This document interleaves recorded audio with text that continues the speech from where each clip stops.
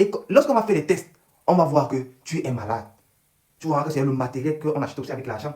On va voir que tu es malade. On va analyser et on va traiter ton sang. Prenons le matériel. Le matériel aussi est acheté avec de l'argent. Il y a des produits pour pouvoir éliminer tout type de maladie dans le sang. Parce qu'on ne peut pas prendre un sang infecté et aller donner à un patient qui en a besoin. Donc ça veut dire qu'on va venir ajouter la maladie dans la maladie. Tu vois un peu, non? Non. Donc on doit traiter, on doit analyser et les traiter avec le matériel. Maintenant dans le transport, on n'achète pas le sang comme si, on ne transporte pas le sang comme si on partait acheter les beignets là-bas chez la femme, là, on va mettre dans un plastique et on va venir avec donner aux patients. Non.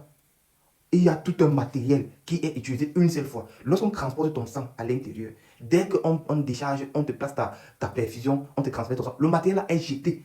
Ce n'est pas renouvelable. Il est directement jeté. Tu vois un peu. Et ça, on achète ce matériel avec de l'argent. Parlons maintenant de la conservation du sang. Le jour que tu viens me donner ton sang, comme dès que nous sommes le 14, tu viens me donner ton sang.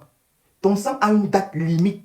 Donc ça signifie que le 14 du mois prochain, ton sang n'est plus utilisable. Ce n'est pas comme certains produits ici qu'on dit que non, même si la date est dépassée de 2 jours ou bien de 1 seul jour, on peut encore utiliser. Non, le sang, lui, ce n'est pas ça. Dès que le jour J arrive, il est périmé et il n'est plus utilisé.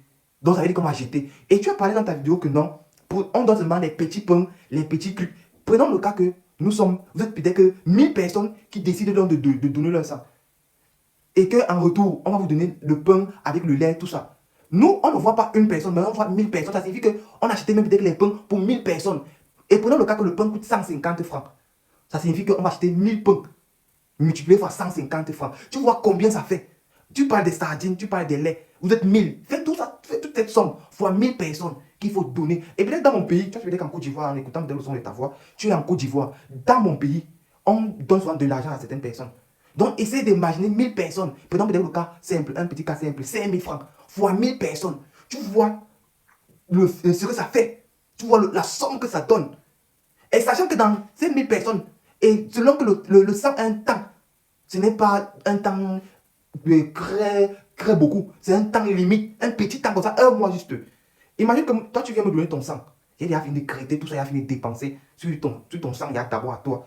Et que il n'y a personne qui en a besoin de ton sang. Tu vois que c'est l'hôpital qui est dans les pertes. Non vous, non le patient qui décide d'acheter pour pouvoir avoir du sang, mais plutôt l'hôpital. Tu vois un peu. J'espère que dans ma vidéo, tu as un peu compris le processus, ce qui est vendu. C'est le processus qui est vendu, non le sang. Donc c'est un peu ça. Sinon, porte-toi bien. Ciao, le président de Mouniaka.